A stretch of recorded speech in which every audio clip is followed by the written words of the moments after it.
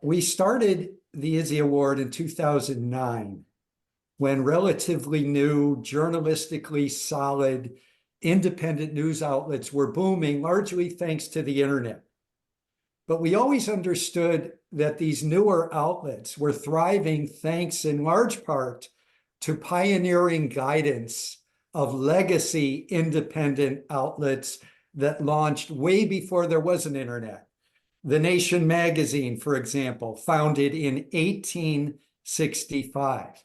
Our first Izzy Award winner tonight is In These Times, launched in Chicago in 1976 by Cornell-educated historian James Weinstein. I was a proud reader and contributor in the early years of In These Times, when it was a weekly newspaper that Weinstein had modeled after the Appeal to Reason, one of the most important publications, independent ones, in our nation's history.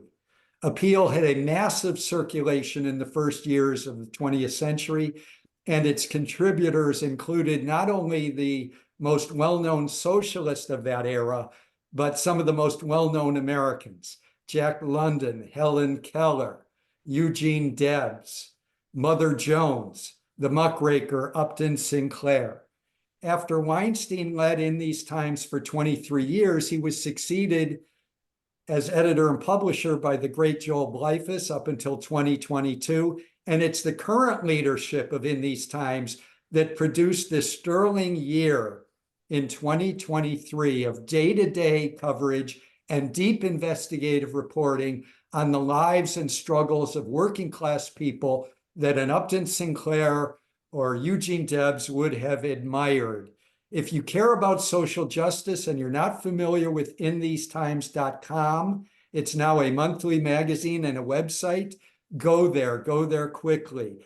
You'll find a series by Luis Feliz Leon, who gave voice to the very diverse immigrant workers at Tyson Meatpacking in Iowa, where the workers had to overcome language barriers and other barriers to organize and resist their horribly dangerous working conditions. The In These Times articles were translated into both Spanish and French, and the workers were able to share that reporting. You'll also find Kim Kelly's impactful and powerful story of corporate greed in the Appalachian coal mines, where this deadly, devastating disease known as black lung is re-emerging and affecting increasingly younger workers. And as she shows, that's a preventable disease with different policy.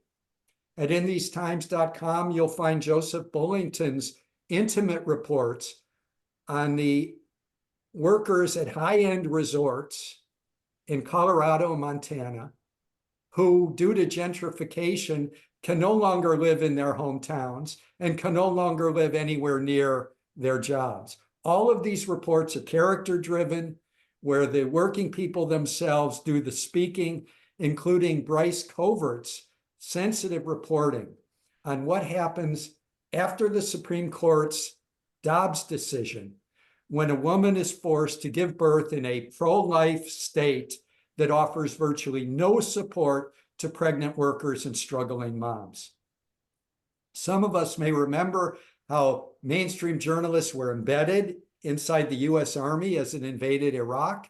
Well, In These Times, their journalists are embedded inside the US working class, and they're telling stories of exploitation, resistance, and resilience not being told by the mainstream media.